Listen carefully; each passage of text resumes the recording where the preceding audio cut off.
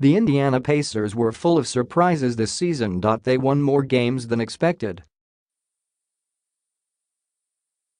They proved more competitive than projected. Heck, they even forced the three-time defending Eastern Conference champs into a decisive seventh game, all while receiving the stamp of approval from the world's best player. Not bad for a team that was supposed to be sitting home and plotting draft strategy long ago. "This was one of the most amazing seasons of my career," forward Thaddeus Young said. "We played for one another, not as individuals. It's tough being eliminated, but this is a great group of guys. We all gave our blood and sweat to the game and each other. And it could be just the start." The Pacers' future looks far brighter now than it did 12 months ago after they were swept out of the playoffs by LeBron James and the Cavaliers.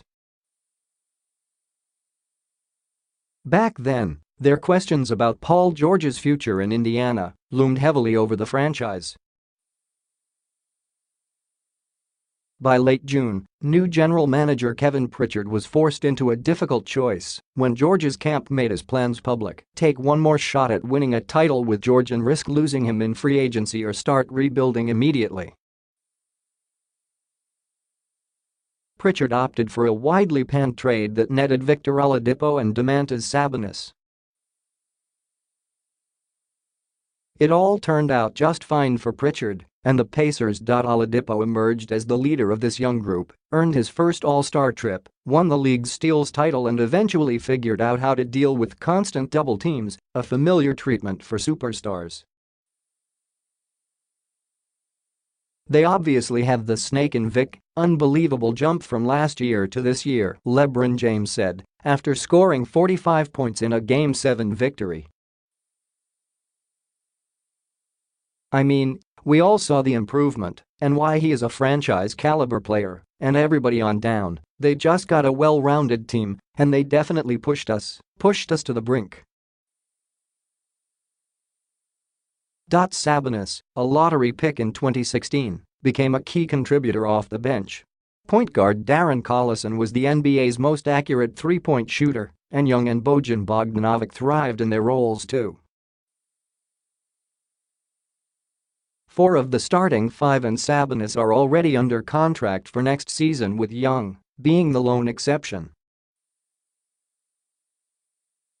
He and backup point guard Corey Joseph have player options, and Pritchard likely will exercise the team option on Lance Stevenson.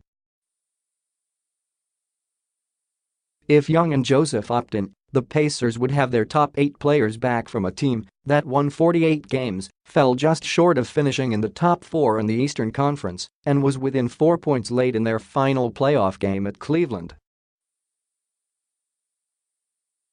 "We did an amazing job this year sticking together," Stevenson said.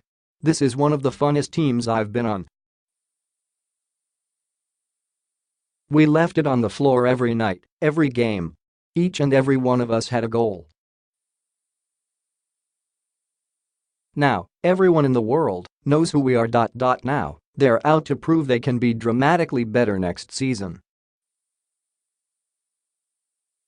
The key may be the continued development of Miles Turner, Indiana's 22-year-old center and one of the league's leaders in blocks. The Pacers need him to get stronger and become a better rebounder. At times this season, he showed just how dominant he could be.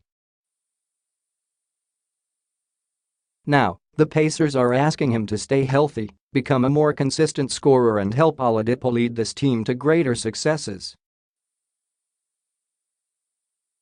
"I wouldn't trade this year or the men in that locker room for anyone. It's been phenomenal," Oladipo said. "It's the best locker room I've been a part of. It's been an honor playing with those men, and I look forward to growing with them in the future."